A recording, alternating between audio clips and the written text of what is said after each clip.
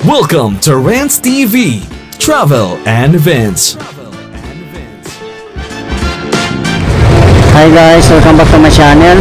Please samahan niyo po ako mag-walk tour dito sa Evangelista Street and Carriedo Street in Quiapo, Manila.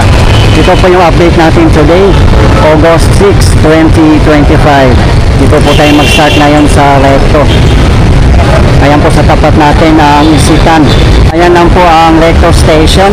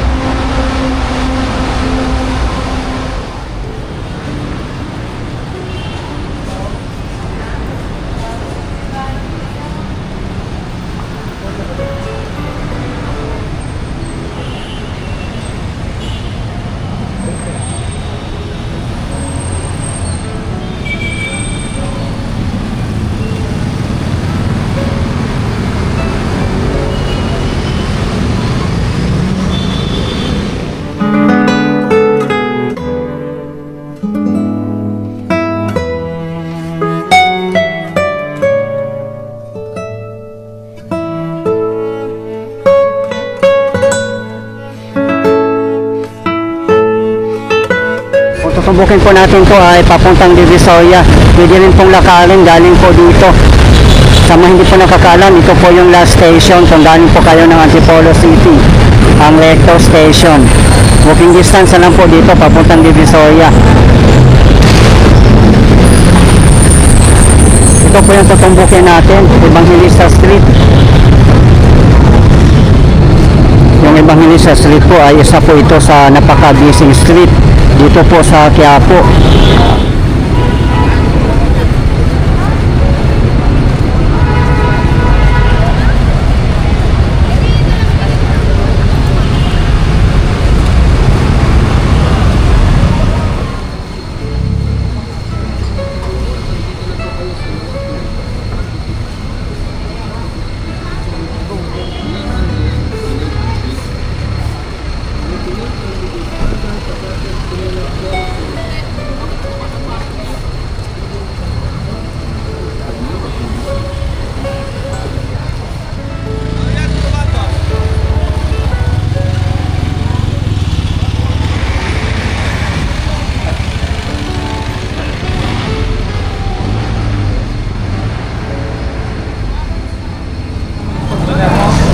Maluwag na nga po dito, hindi po katulad dati.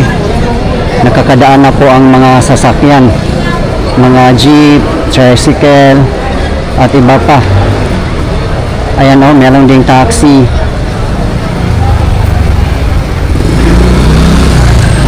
Time check 4 PM local time at katatapos na lang po ng ulan. Buti na lang po huminto na.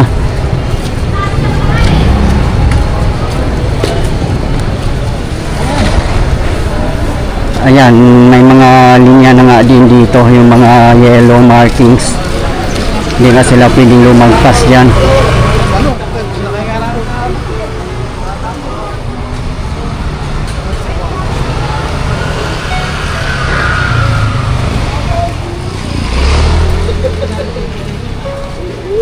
Magandang araw, Dad ko.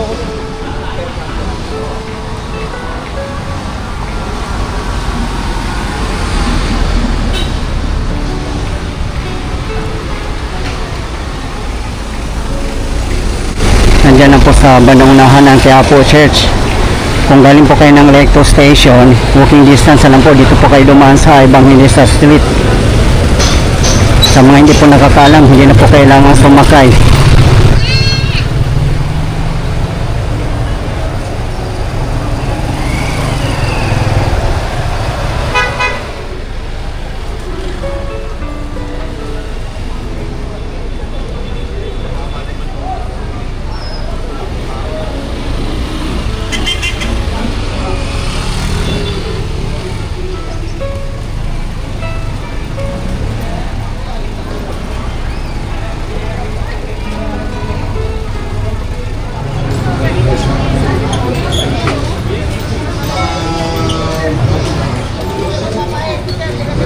sapatos mo, pumelas mo, sandals mo, clearance sa motor, pag maghasa ka naman ay panakailangan mo.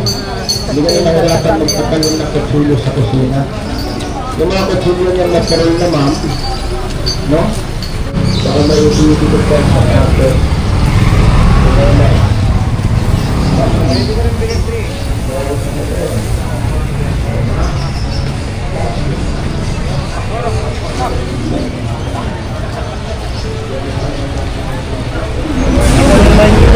Ayan po, palabas sa puntang Quezon Boulevard. Few steps away lang po dito. Ito po ang kahabaan ng Evangelista Street. Palabas naman po dito ay papuntang Avenida. Few steps away lang din po galing dito.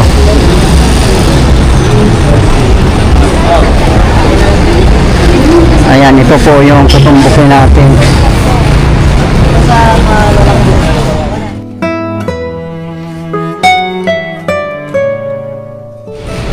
Ang daming mabibili dito sa Evangelista Street. Halos lahat yata ang hinahanap nyo ay nandito na.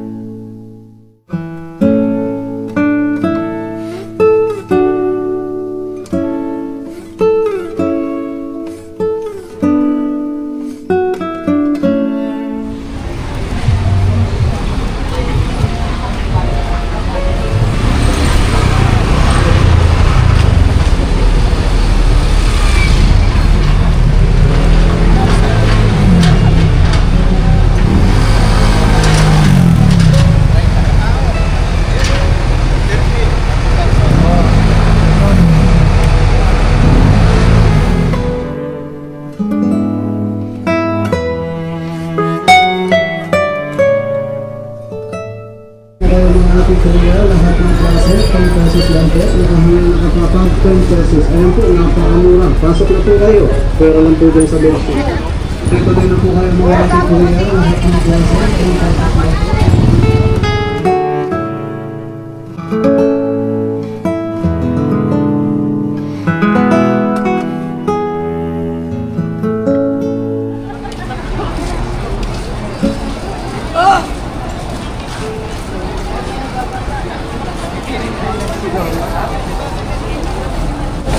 Dito na po tayo sa Quiapo Church.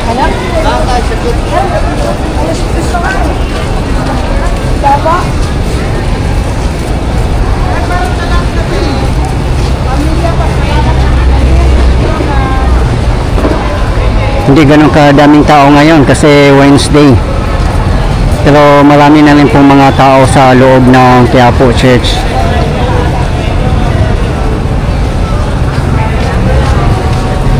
Yan, marami rin po mga kandila dito mabibilhan, oh. At kung ano-ano pa. Back to business na po sila. Pero hindi na po katulad dati na talaga na halos hindi ka makakalakad o makakilos sa sobrang sikip. Ang laki na po ng pinagbago dito. Ito po yung Yormes effect.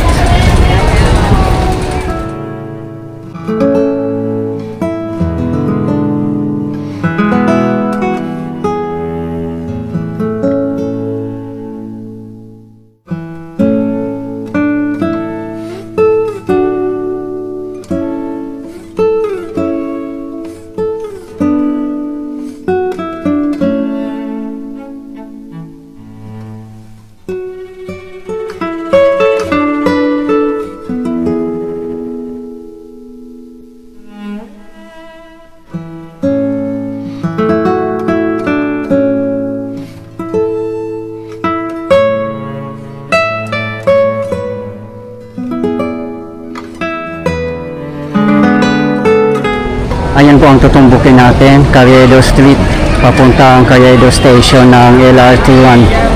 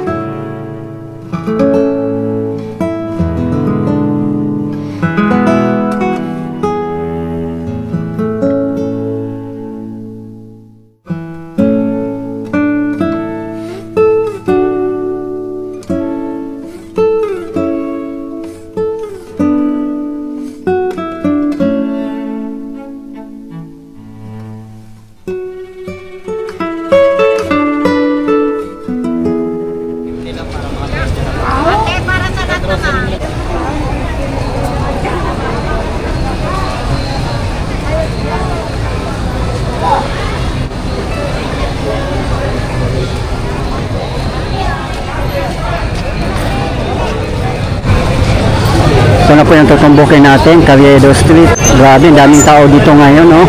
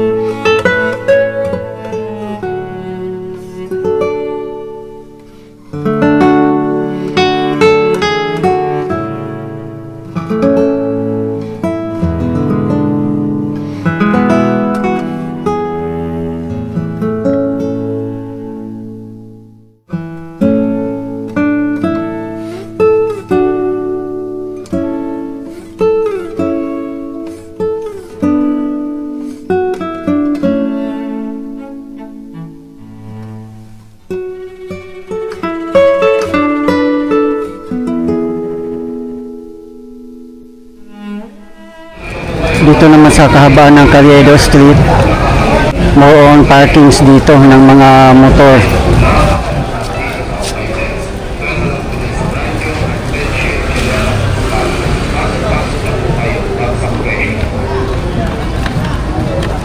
Tuloy-tuloy na po tayo mga kuya, 20 pesos na lang po, naka-honor na kapapa, 20 pesos, ayan, baksak presyo na po, pasok-pasok lang po kayo, napakamura dito sa Ukay Best, pero lang po din sa brand new at bedsheet, chinelas at sapatos.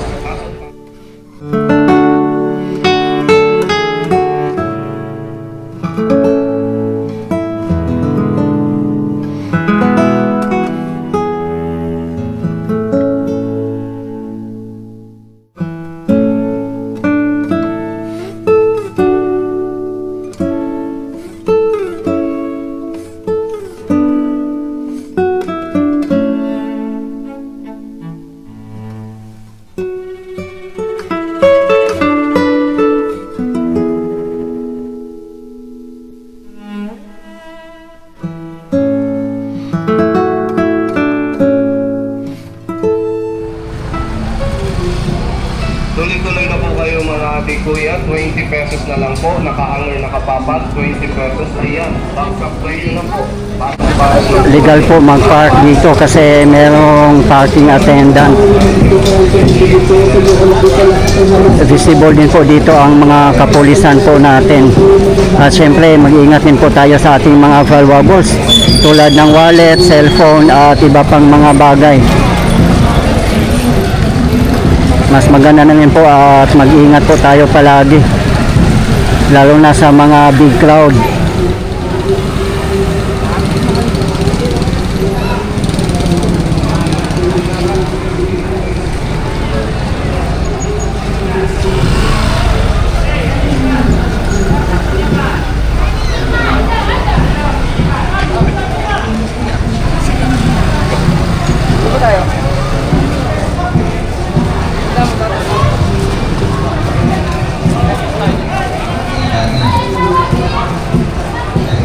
Ang Carriedo Street ay isa po ito sa pinaka-busy streets dito sa Quiapo.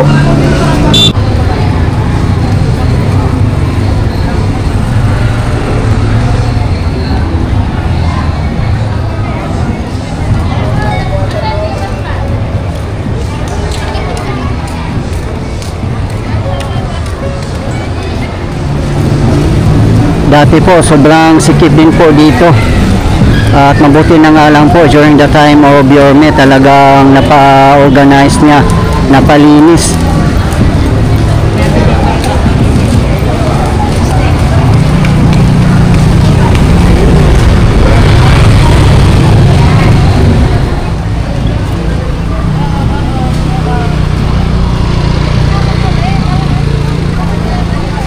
Kasi nabasa ko nga sa may ano, nabasa ko sa may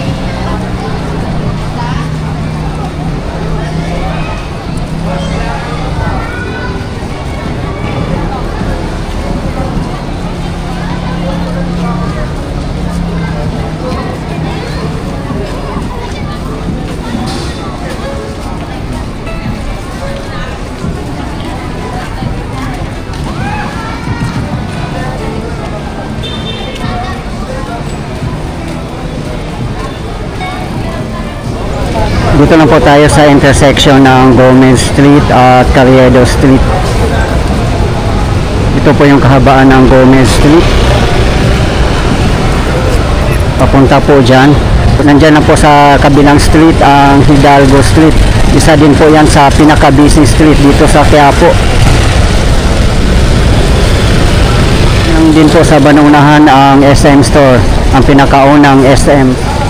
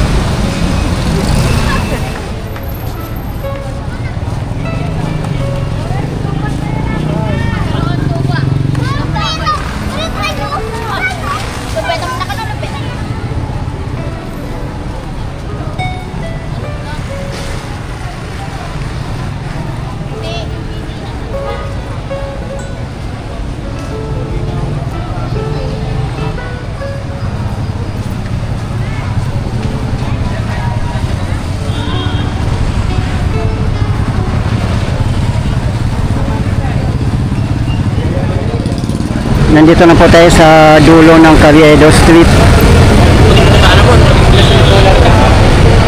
Ayan lang po ang Carriedo Station ng LRT1.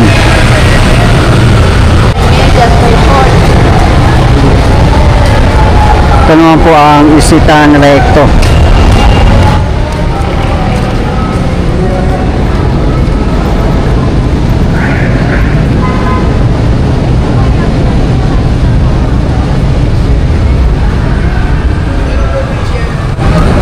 Diyan po tayo galing.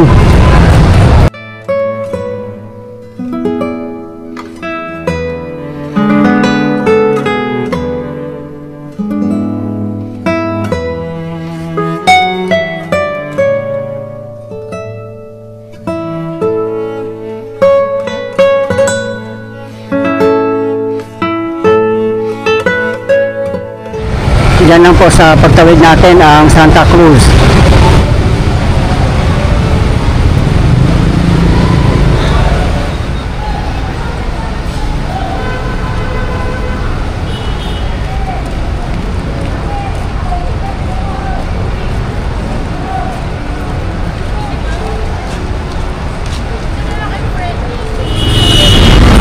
Ito po yung kahabaan ng Rizal Avenue.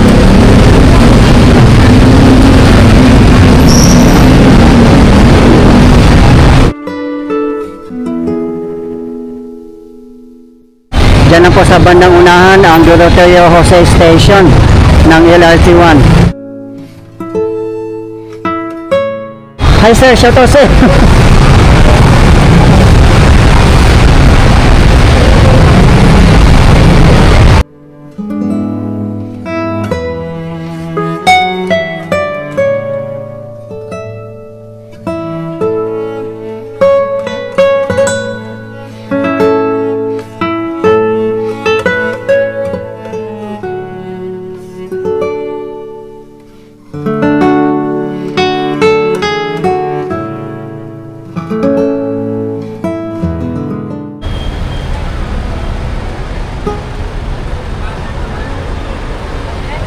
guys, nakita nyo na po ang Yormes effect na talagang ang laki na po ng pinagbago. Sana nga po tuloy-tuloy na po ito at mas mapaganda pa po.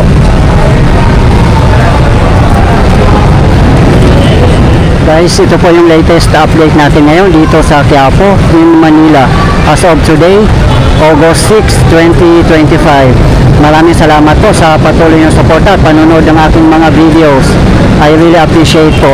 At hindi po akong magsasawang i-update kayo, lalong-lalo na po sa mga government infrastructures. Mabuhay ang Pilipinas. Okay guys, thank you for watching and keep safe everyone.